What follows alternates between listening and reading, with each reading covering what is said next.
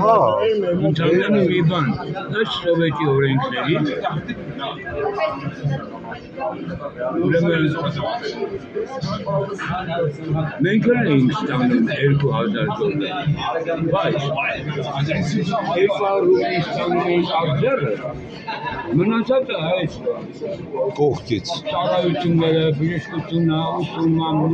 այդ ձևով բնակարան,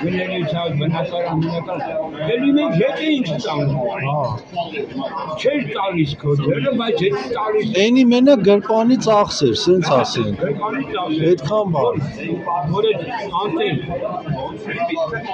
հողի կուտակման ֆունկցիայի դեմ պետք չէր սկի կուտակել, ընդհանրապես, կարիքը չկար, ոչ տուն պետք էր առնել, մենակ մեքենան էլ պետք չէր շատերին ոչ ճգլոր ես, ոչ սոված ես, ոչ հիվանդ ես, ոչ ես ես ես կազարկում եմ դրի ուսումը, դրի բրումը և այլը, սանատորիան, բան, բնակարանային ճայնիքի, աղբերջան։ Քեզ արձերում մեր գների պայմաններում 200 ռուբլին դու ես ստանում, 150 ռուբլին կինը տա ստանում։ Էդի ջեբի ծախս ձեզ, մնացածներ պետության կողմից Երեխեքը կմեծանան, մասնագիտություն կունեն, կաշխատեն, դրանց կապեն։ Շատ լավ ֆունկցիան պետք չէր այդ մարդուն չասնում է չացրեց բայց այն վաղտել կուտակողներ կան մարդը կնիշքի վրա 1 միլիոն կուտակել է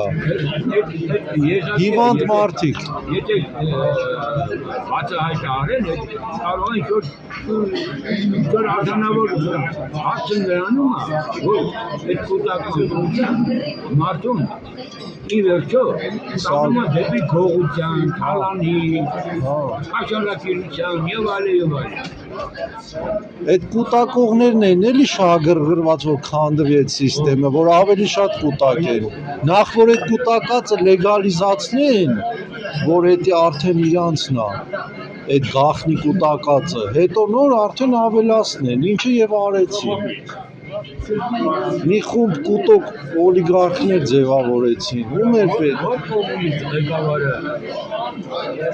միլիոններ սաղ 300 միլիոն ժողովուրդ գործարաններ սարքեց քրտնաջան ու այդ սաղ անցավ 3-4%-ին ես տենց անարդարություն չեմ պատկերացնում դե այդ հարուստ օլիգարխները որ տիրացան Աբրամովիչը, Բերեզովսկին, Ծառուկյանը գործարաններին որոնք ժողովրդի սարքածներ չէ այդ քոններ, իմներ, իրաններ